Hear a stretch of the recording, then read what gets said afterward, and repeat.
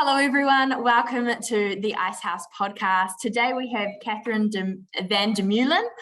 She is an Icehouse coach and she is coming back into the fold as an Icehouse coach. We're very lucky to have her. Today's podcast is all about getting to know Catherine a little bit better, her experience and her expertise as a coach. So welcome to the podcast, Catherine. Thank you very much for having me. It's great to be back in the Icehouse fold. I've missed being immersed in this space for some time. It is. It's exciting. When I heard you were back, I was like, oh, yay. So it's awesome to have a woman coach with so much experience and background in family business and all that sort of thing too. So I'm excited to dive a bit deeper into that. But I like to start the one-on-one podcast with some quick-fire questions. So we'll get into those. And the first one is, what is your coffee order?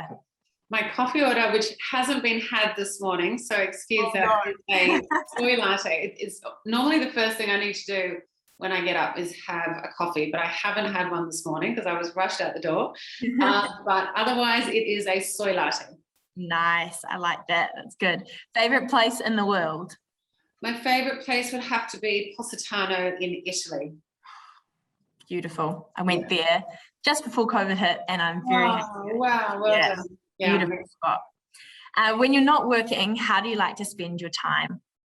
When I'm not working and not taking the kids out on adventures and I actually have some me time, it's about meditating, it's about doing yoga, it's about sitting by the fire when it's not too warm outside, sitting by the fire and reading a wonderful book. I spend a lot of time journaling, walking on the Marlborough Sounds. Those things really bring me a lot of happiness in my downtime.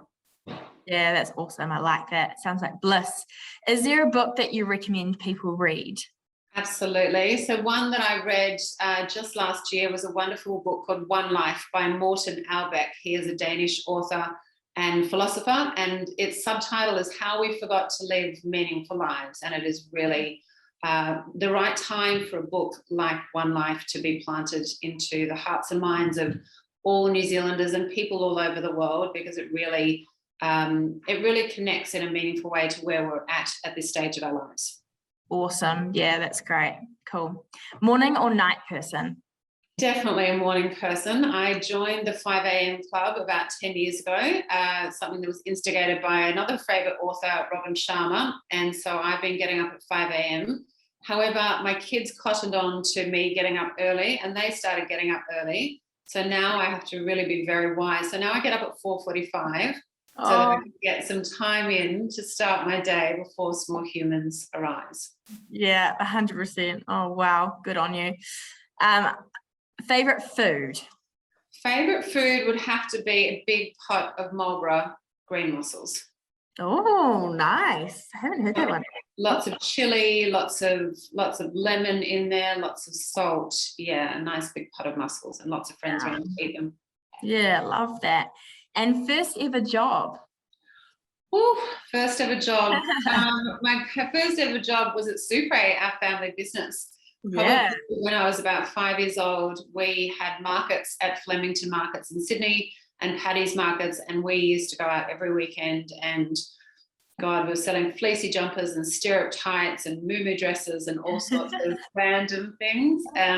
Playing lots of loud music. Loud music was in the heart and soul of SUPRÉ from the very, very beginning. So yeah, that was my first job on the market shop floor at Flemington Markets. Very, very cool. That's awesome. And you've touched on what that family business is, SUPRÉ, which is cool. First sort of question I've got here is walk us through your career to date. Yeah, so when I left school at 18, I had really no other understanding of what I wanted to do or be or go or anything. So I went straight into our family business, which was SUPRÉ, and I started working in kind of promotions and marketing. And it was a very different business back then. We were in voluntary administration when I first started. So we were in the midst of shutting down stores and doing a complete turnaround. So it taught me a lot back then about how to do a lot with very little. We had no budget to invest into marketing, but we had to really bring to life the brand and really do a complete turnaround on the brand from, working with a larger, older lady in terms of the target market that we had at SUPRÉ back in the day, and really converting that to a brand that was going to target teenage girls. So we had a huge turnaround strategy in that. And I guess probably, how old's my daughter? 10 years ago, I left the family business and I decided that to go and do a coaching course. And I did life coaching and I did business coaching. And I really found that great love of being able to support businesses, and having the knowledge that I did after 15 years in the family business really taught me so much of what could be done, what should be done, what shouldn't be done, the trials and tribulations, the learnings and experiences that come with that. And, we had some epic failures in our family business, but you can only look at them as wonderful experiences. And I support now small businesses to make really valuable decisions, and really decisions that will support them in the growth of their business for the future. So, and that's where I have that great love. But then when we moved to New Zealand a couple of years ago, I was really starting to get my business coaching back up off the ground. And then having so many conversations with women and men all over New Zealand, and understanding what was going on at the root of their business. And that's where I, decided to launch Entrepreneurial Women with Purpose. So really the career to date has predominantly been immersed in my family business, which was SUPRÉ, and then, doing my business coaching and having a great love for supporting small businesses. And then extension of that is really about the purpose piece, and supporting women to live and breathe their purpose, and then entwine that into every decision that they make as a whole human, not just from a business perspective, but from a human perspective. Because if we're not doing that from an authentic place, it's very hard to step forward from a place of purpose and really spend our time doing the most valuable things that we can do. So yeah, that's great. And the purpose piece has to come first, because it sets that's a great foundation. And so I can't wait to dive into that a bit soon. So what role taught you the most? And I pause when I say that, because did you have a lot of roles when you worked in the family business? Did you have one thing you focused on? Was there something that stood out to you in terms of like, oh, that was a big learning that shaped who I am, or anything along those lines? Yeah, I think the thing, obviously SUPRÉ was lots of different learnings and lots of different roles. And the thing that really shaped me was being able to turn a business that was in voluntary administration into having a business that had 160 stores all across Australia and New Zealand. And so that was a huge learning experience. And that didn't just happen overnight. That was probably a 10-year journey. And there was only one big period in the middle of that where that business was truly successful and profitable. So there were highs and there were lows, and there were everything, everything in between. So, I think my greatest love within that role was heading up the brand as an international brand manager. And because we really got to have a lot of fun with what we were doing, we were dealing with teenage girls. So, developing programs, education programs in schools called Healthy Body, Healthy Mind, and working with these organizations to support young women to become the best versions of themselves, love the skin and love the body that they're in. And so that was kind of my great love, being able to build an authentic brand around, connecting at a human level to the people who were buying, SUPRÉ products. But I think the biggest learning for me, being in a family business, and I've done a lot of work with lots of family businesses over the years, the biggest learning for me was the values alignment. And, for all the years my father and I spent in our family business, coming head to head of disagreeing on most things, was really a values alignment. He had a very different view of the world than I did. And I think it's the number one thing for me to make sure that I only work with organizations that are values aligned, because you need to have that vision, and you need to both be working, collectively to achieve that vision. And the values are such a strong component of that. And deep in your heart, when the values alignment is not there, that's where, there is that shift in your body, mind, everything tells you that something isn't quite right. And I could never figure out what wasn't quite right in the family business, but it was only in the work that I did following after I left the family business, because it was a grieving process when we sold the family business. And in that work of kind of doing that grieving of myself for the family business, I had that realization that the difference and variable was that I was not aligned to the values of that business. Totally. And that can look different for different people, right? And Yeah, and for you, it was something that you discovered yourself, and then I'm sure led to what you're doing now. Yeah. And yeah, I think that's some cool learning from it.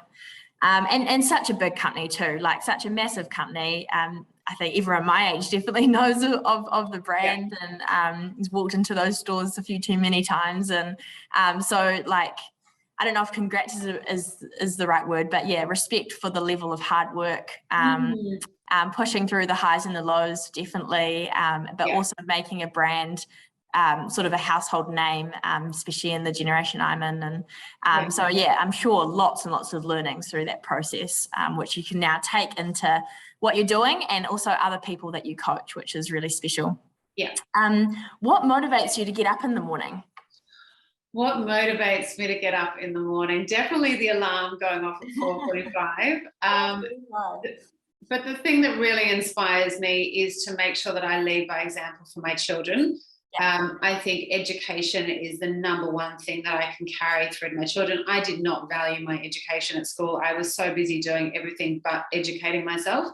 And so when I finally took myself to do a university degree at the age of 30 after I'd had my first baby, and realize the importance of education. And now that's the thing that motivates me to get up every morning to do the work that I do with great love and great passion, to support my children to be educated and, you know, support them on their journey, that they can really be empowered by education, not only in their informative years of now, but all the way through to university. And knowing that learning is a lifetime focus. You can't just go to school, go to university, stop learning. We need to have that continuous learning in our, you know, deep in our bellies, that we really want to, you know, learn as much as we can and learn from so many other people, not just from textbooks and not just from the internet or not just from being able to do courses, but being able to listen and learn from other people's experiences.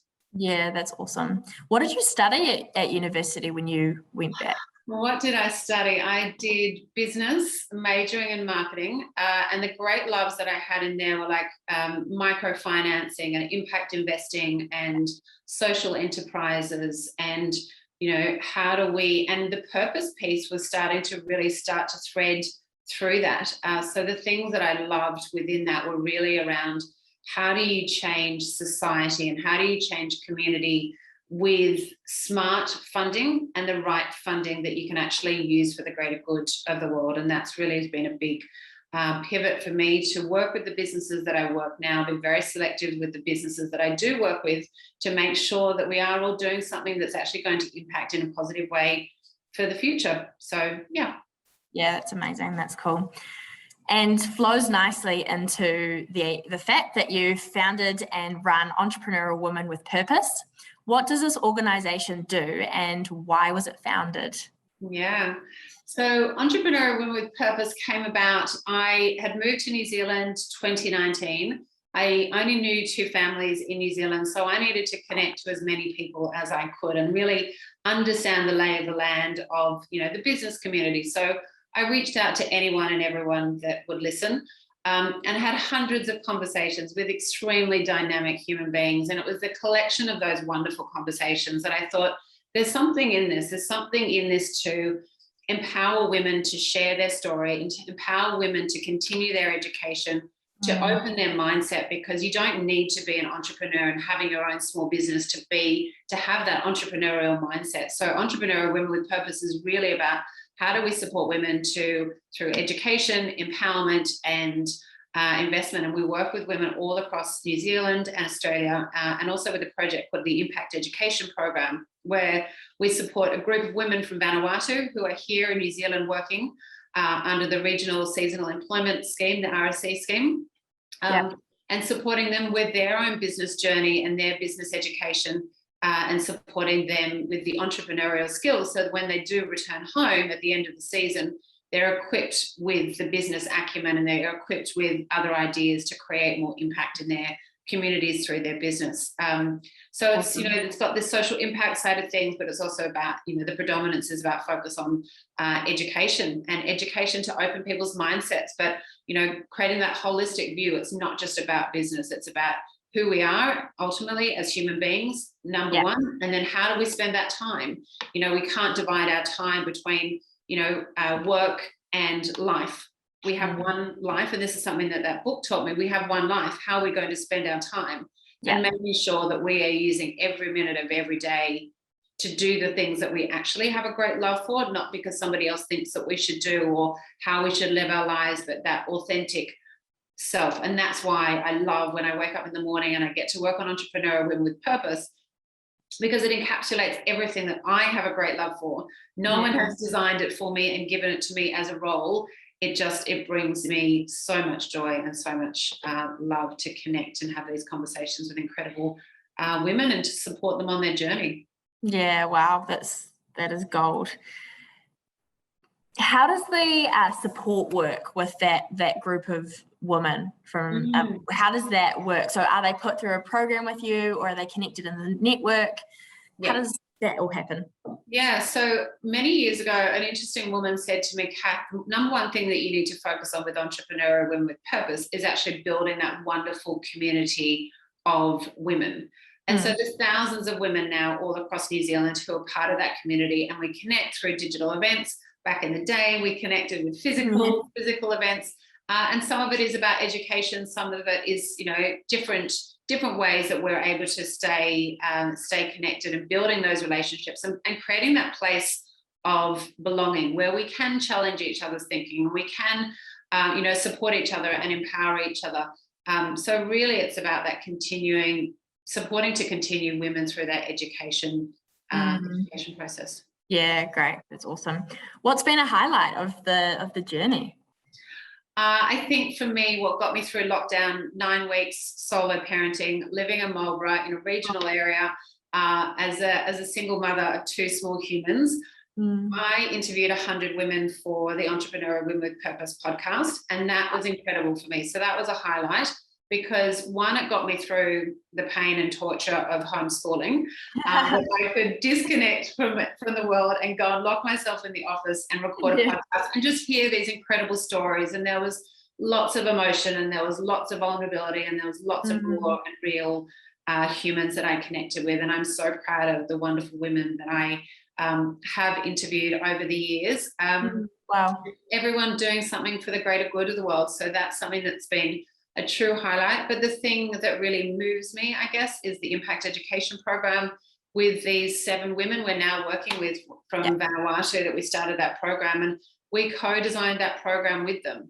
We co-designed that so that it wasn't us coming in and creating something for them and saying, okay, well, this is what we think you needed to be educated on. We said to them, what are you passionate about? What are you interested in? What are your current skills? What are the community needs? What are the social issues, and putting all of those things on the table, and then actually designing a program collectively with them. And that was really empowering. And just, one woman, Isabel, who has now gone back to Vanuatu, she said to me, we've been coming here for 13 years. Every season we've been coming here, and it's only now that we feel a place of belonging.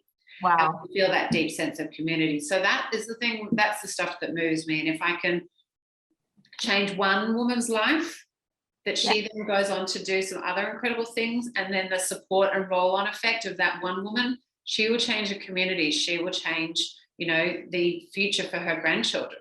Totally. It's that generational impact that we can't underestimate. Change with one person, that's so much more than that. And I love how you touched on the thought of actually going to them and saying, what do you need, and how would this best work for you? I think too many organisations can go in and think, we're a corporate company, or, we know what you need. But you don't know what they need unless you've actually taken a walk in their shoes, sort of thing. So I think that's a really great way to approach it. Yeah, and I certainly got some great advice from some great New Zealanders about the cultural intelligence of how to approach things like that. Yeah. So I wasn't going in blindly of how I could potentially bring this to life in the most meaningful way, and to give them a true reason why they wanted to be a part of that program, because they had co-created it with me, and it gave them, they've often worked 12-hour days, gave them an incentive to want to come to do that program with me on a Thursday night, or on a Friday afternoon after they've been at work all day. You need to have that thing that drives you and that motivation. Yeah, wow, that's awesome. That's cool. Nice. Moving into the Icehouse side of things, when did you first hear about the Icehouse and start working at the Icehouse as a coach? Yeah, so the first thing I did when I landed in New Zealand was do my business plan, because I obviously needed to get things up and running. And I was looking at the competitive landscape, honestly, across New Zealand. I was like, oh, what's this business called, the Icehouse, and what do they do? And how could we potentially, I always see things, rather than seeing things as a competitor in the coaching space, how we could potentially work together. Yeah, brilliant. Yeah, it was through that. So I reached out to lots of different people at the Icehouse. I had spoken to Andy, I'd spoken to Darylyn and Gareth. And they said, this would be wonderful for you to be the local business coach for Marlborough. Awesome. And so it was just those wonderful conversations and that openness to see things not in a competitive landscape, but how we could potentially support each other and still create impact in a regional community. So yeah, that was my first. And then, hearing so many wonderful conversations of people who'd been through different programs, and the way that people speak about Icehouse and that credibility and that trust and that passion that people speak about the brand. And I think that's a really important asset to have as a brand. Yeah, that's so cool to hear. A lot of our alumni actually, we have a big bunch of alumni based in Marlborough, with all the wineries and some amazing companies down there. So yeah, some incredible business owners and entrepreneurs in your area, that's for sure. Awesome. What makes working at the Icehouse appealing to you? I think it's really about supporting small businesses. Not only is that piece around what an incredible organisation that has a long-standing history in New Zealand, that does have that credibility and that trust, and is known for delivering incredible programs and supporting businesses on that growth journey. And I think that is the most appealing thing, is really, how do we as a collective, New Zealand has so many wonderful small businesses, and small business is the heart and soul of any country, with 97% of businesses being small business.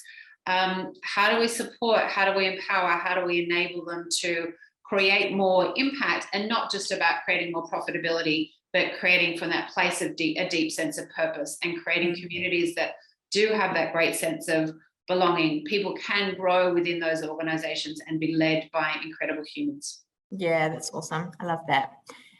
What are your coaching expertise? What do you tend to focus on?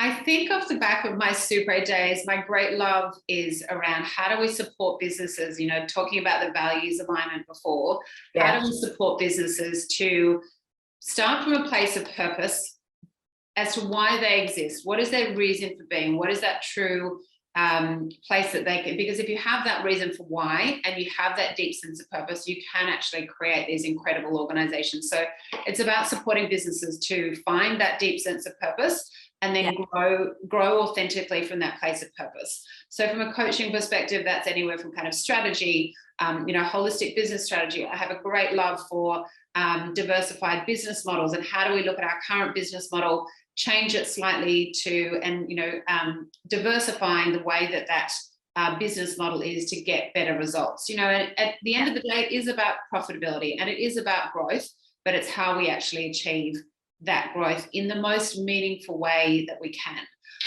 The other thing that I'm focused on at the moment in my coaching is around creating meaningful work within organizations, and the potent potion of combining purpose, that deep sense of belonging and that community within an organization, personal growth, and then the leadership, and how when you bring all of those four things together, how we can really create changes, not only from a human level, but then at an organization level. Because if you were to turn up to work every day and every single person in that organization was happy and that they were working with a deep sense of meaning and purpose, imagine what that organization would look like. Yeah, wow. And productivity as well, that would just massively boost productivity if people are feeling passionate and had that connection with purpose.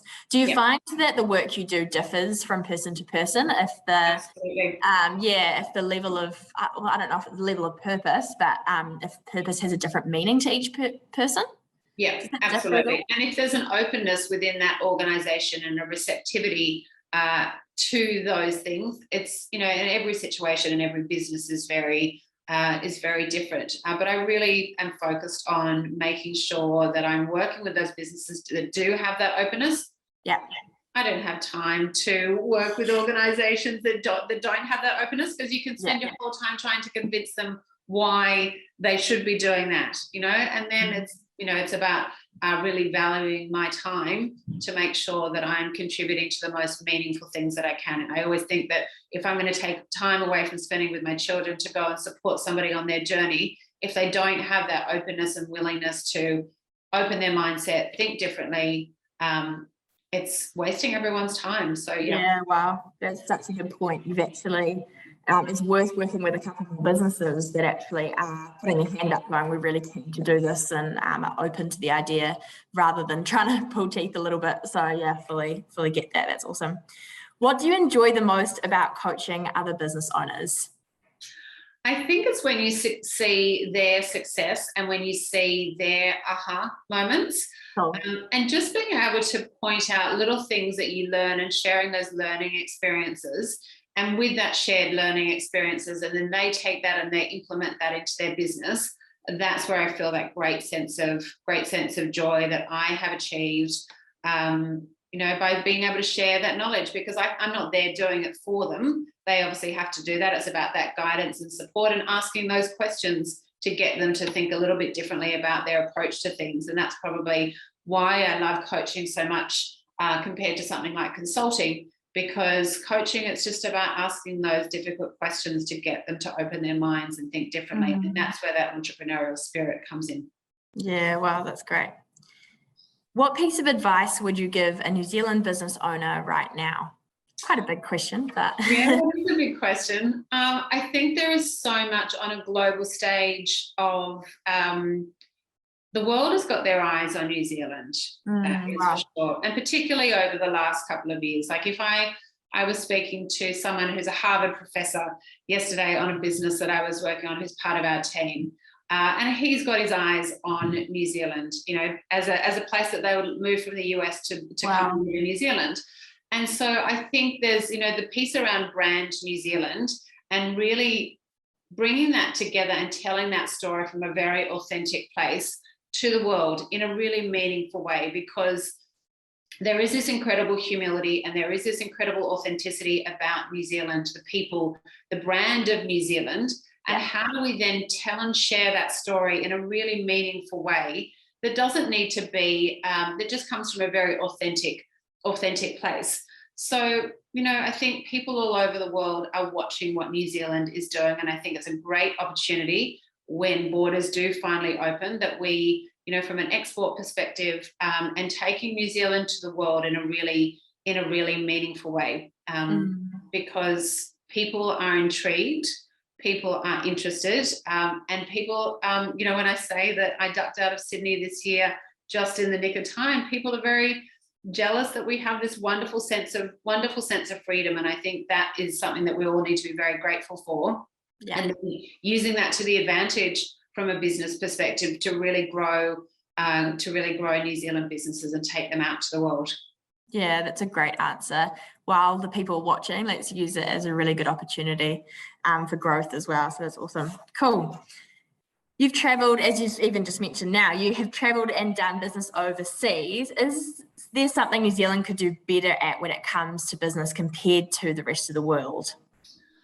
I don't think so, to be honest with you. And I was mulling over this question because, predominantly the countries that I've worked across are obviously Australia.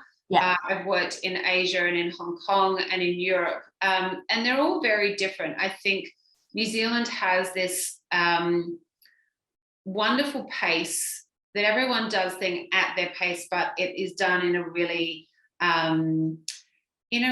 what's the right word that I'm thinking of? In a way that is relevant to what's going on in the world now. Yeah.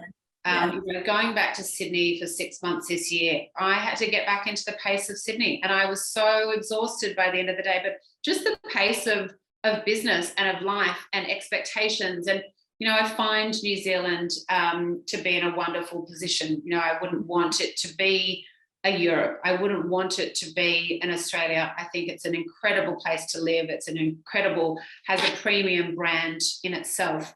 By the authenticity of what is here in New Zealand. So I actually don't think New Zealand has a huge amount to learn from the global stage. I think the global stage has a lot to learn from New Zealand.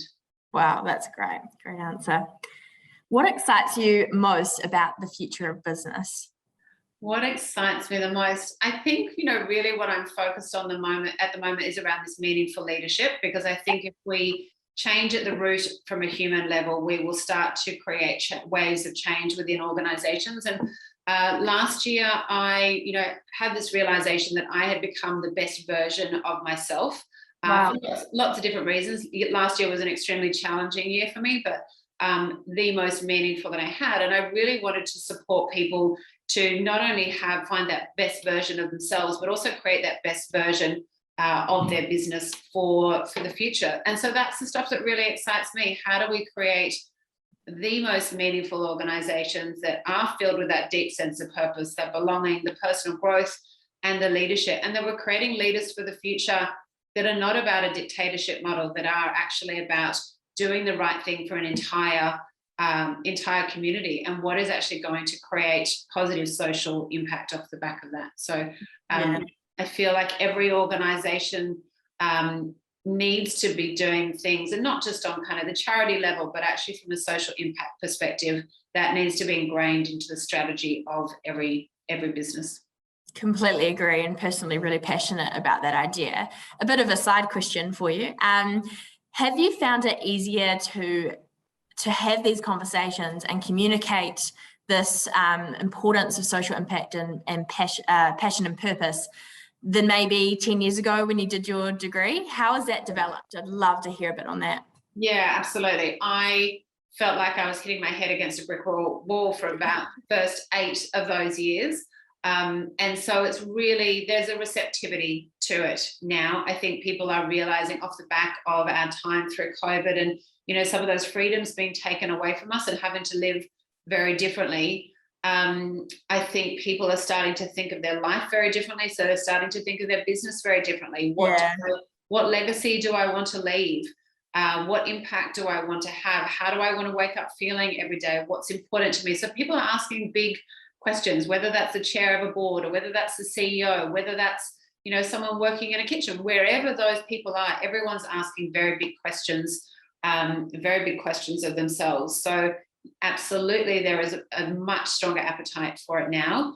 And these things have been around for a very long time. You've only got to look at the movement of something like B Corp to know that, and the exponential growth of organizations that do have B Corp certification, that you can see in that movement of where the country and the globe is going in terms of conscious capitalism, and we can't shy away from it.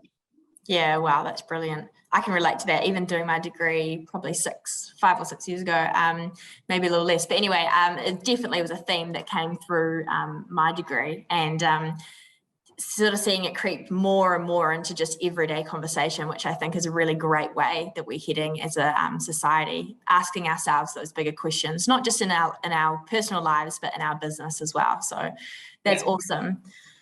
Finishing on a fun note, what's an interesting fact about yourself that may surprise us? Interesting fact.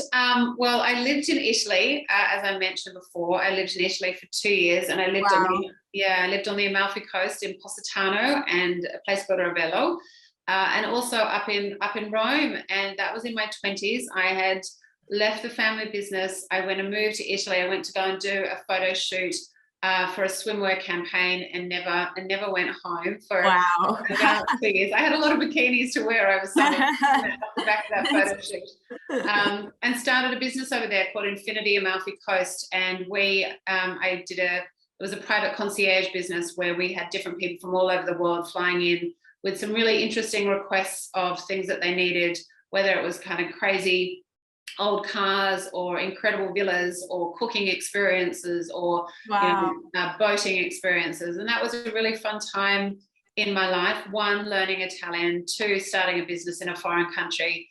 That was interesting. And having to go at the Italians' pace. I couldn't quite understand why they would have a siesta in the afternoon. Why couldn't we continue working for the afternoon? But then you just have to accept and relinquish control to that, and go in their state of flow. That's how they've been doing business for the last thousands of years. And we have a lot to learn from that. So I have adopted the afternoon siesta, but only on the weekends. I love that. Wow, incredible experiences and an incredible career journey, and just the purpose that you're having and then flowing on to others. It's amazing. So thank you so much for sharing a bit into your world and helping us get to know you a little bit more as an Icehouse coach. Thank you, Bryar.